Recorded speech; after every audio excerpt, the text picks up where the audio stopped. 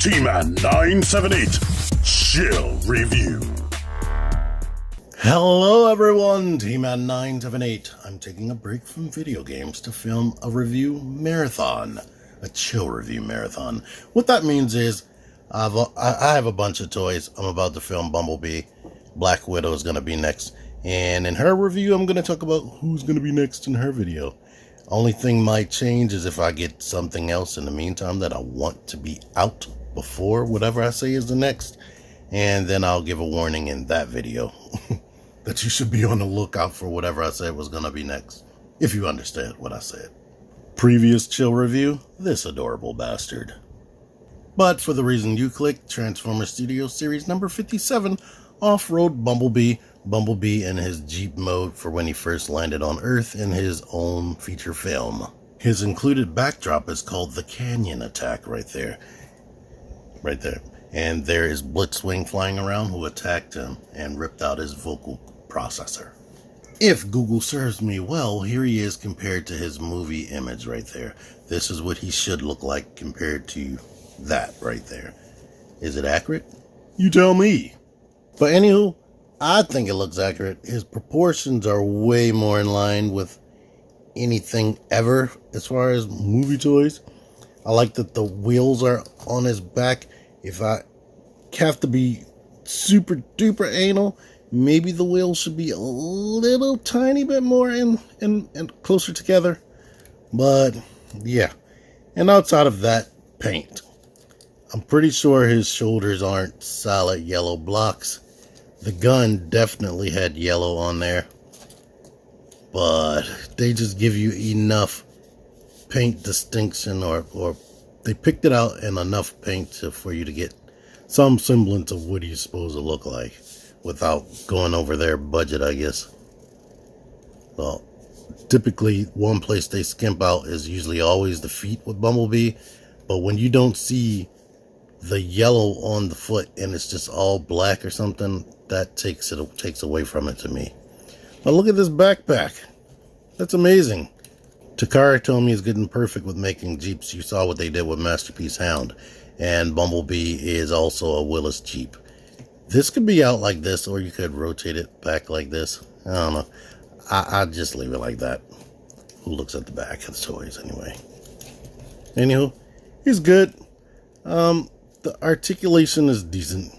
The head is on.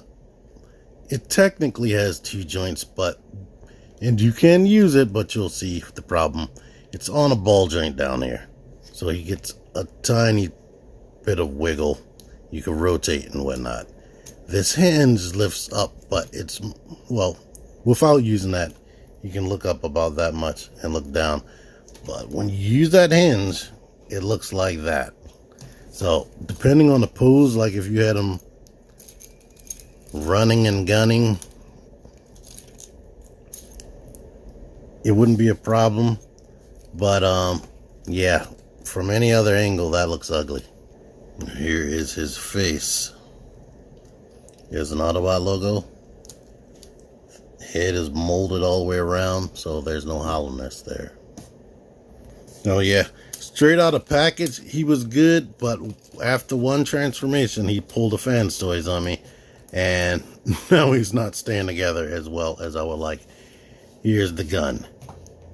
It just ports into his hand. It's supposed to be on the right hand right there. Like I said, I could have used more paint. It's detailed enough. And yeah. Here's a comparison to Jet Mode Shatter, who is also from his movie. Here's Sentinel Prime because he's new. And here's a comparison I almost forgot to do, which I don't believe is accurate as far as height is concerned. This line is all about scale and whatnot, but I think Bumblebee was like up to here to him. I'm gonna have to watch the movie again. Alright, before transformation, I don't know if I saw it in the instructions, but I don't see any like real storage for the gun. I did wedge it up in there, but I don't feel like going through that right now. And there is a stand port right here, which is on this assembly right here that's not tabbed in too well. But anyway, transformation. Take the gun off. Now we want to lift the chest out like this, bring the real hood of the truck, the Jeep out, and take the faux truck or Jeep stuff right there and put it like that. Now we want to detach the backpack, which loosens up this stuff right here.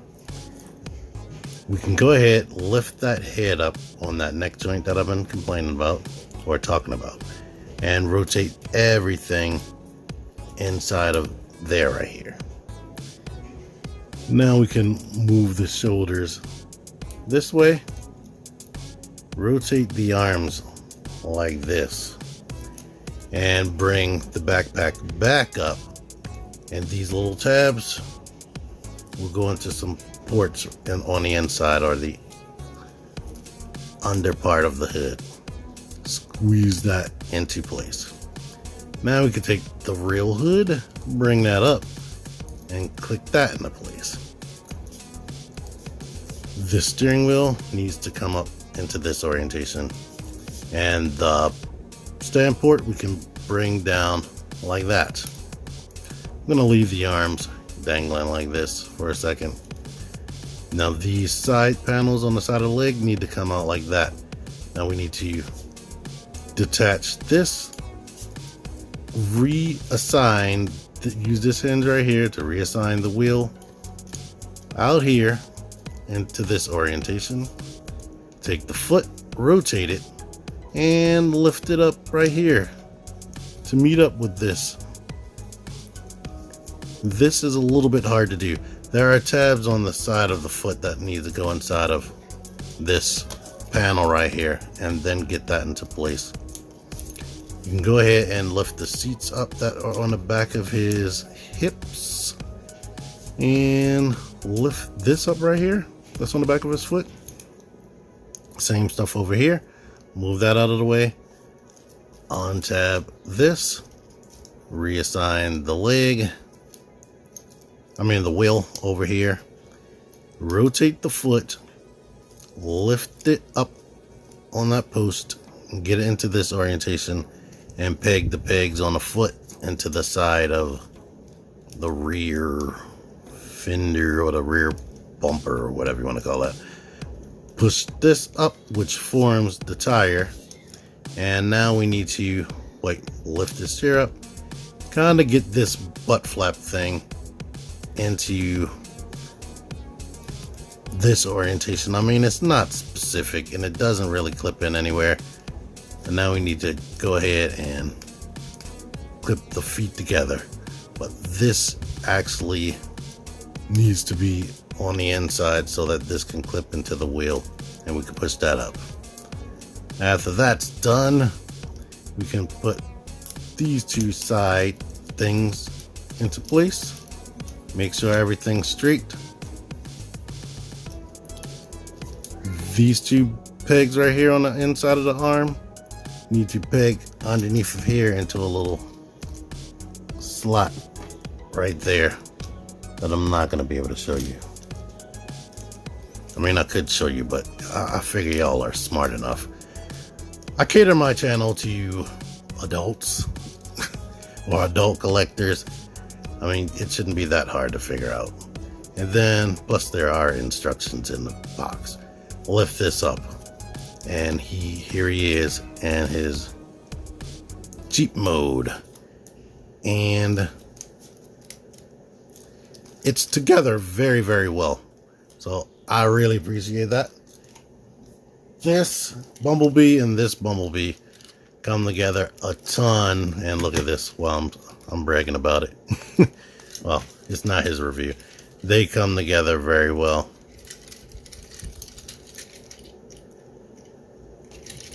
Follow me on Instagram. Maybe when I finally feel like transforming this back into a robot, I'll have robot mode comparisons. But as you can see, this condenses down smaller. But this Bumblebee should be a little bit taller anyway. And for weapon storage, there are two little notches right here. You see, there's a flat part right there. He has two things right here. So we want to have it where the barrel of the gun is pointing in this direction, and that can fit over both of those little 2 notches if you do it right. Make sure the legs are as closed as possible before starting this. But getting it on one side is good enough, but once I found out it goes on both sides, that's better. And so you can see he does roll extremely well. That is getting away from me. And as a happy coincidence, if you have Masterpiece Bumblebee, the latest Masterpiece Bumblebee, you can actually take the spike from that set and he will fit, with some finagling, he will fit in this seat amazingly. Isn't that crazy? So, I've been saying this for a while. These Masterpiece humans are not in scale with the Masterpiece people. That's why they gave you a bigger spike to go with Hound. That spike is more in line with how big humans should be compared to the Masterpiece people. And this might even be still too small for this Jeep right here.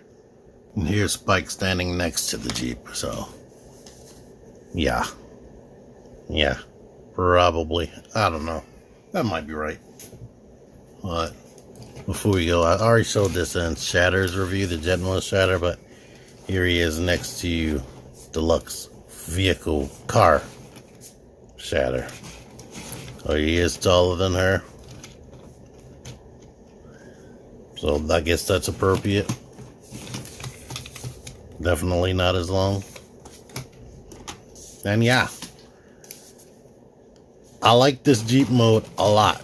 I almost don't want to transform it back. I like that it has interaction with the human Spike Masterpiece figure. Can't really complain about this too much besides this arm kibble right there that's not going anywhere. I like the gun storage. I like the way the wheels transform. That's cool. This is I feel like this is pre-Masterpiece Bumblebee. Like, they could easily use this template and give us a way better, bigger figure for Masterpiece if they wanted to do that. And now that the movie has been out for a while, they have the actual full-on finalized designs. Maybe they'll do that. But to transform them back, we're going to push this window right here, which is also another piece of play feature right there, since these Jeeps were known to do that. Going to detach the arms from there, leave them hanging out, pull off the gun, separate this. I'm going to bring it down now. Go ahead and separate these side door fender things, separate the legs. I'm going to go ahead and push this thing back up there, detach the pegs from this, move the foot out and spin it around, shut the seat, detach this peg over here. I mean, this is kind of tough to do going back, I'm gonna be honest with you. It's way tighter than I would think it would be or should be, but bring that down, rotate the foot. Now we need to grab this and bring it down back like this so the wheel can go in there, and this can come around and shut into that. Same thing on this side, bring the wheel in and shut this inside of his leg. Now we can bring these side door things down to finish the legs off, and we can go ahead and detach the real grill and detach, well, I'm gonna bring it down some, detach this right here, bring that out of the way so we can get at the head, and I shut the neck down, bring that forward. That's on a tight ratchet system right there. Now we need to bring the shoulder blades in like this, and when you do that, well, don't do it like all the way, lift this up some. Now bring this in, and now these two things right here can peg into a slot like right above there. It should be in this orientation. Bring this down, and that does not stay in as well as I would like it. Open up his full chest from back there, bring it forward, bring that down, shut that, and shut this. Basically bring the arms forward, and now he's done. Oh, complaint, I didn't complain about this. His hips, they're on a ball joint. They stay in a position sometimes, but depending on where you put it, they feel way looser than I would want. So I might have to go over that on some floor polish, but basically it's a good figure. This is probably one of the, I didn't have too much of a problem with this, but I like the accuracy of this figure. It's not a bad Bumblebee. It's good. It's one of the best Studio Series Bumblebees and one of the best Studio Series figures, period. Deluxe squad class anyway. Like these two, I think, are two of my favorite, if not the favorite. But yeah, can't complain about it too much. Highly accurate, highly posable. Only has a few weird quirks like that neck and not having a wrist rotation and this thing not wanting to stay tabbed, but you can work around that. Well, yeah, it's a good figure. I like it. I can recommend it. If you like and can recommend this video, make sure you don't leave without clicking the like button. Subscribe if you haven't so you can see more stuff. Like I said, I'm going to do Black Widow next. Thank you for watching this. Until next time, T-Man978, out of here. Click the videos. Click the videos, baby. Click the videos. You should really click these videos. Click the videos. Click those videos, baby. Click the videos. You really should click those videos. Click that shit.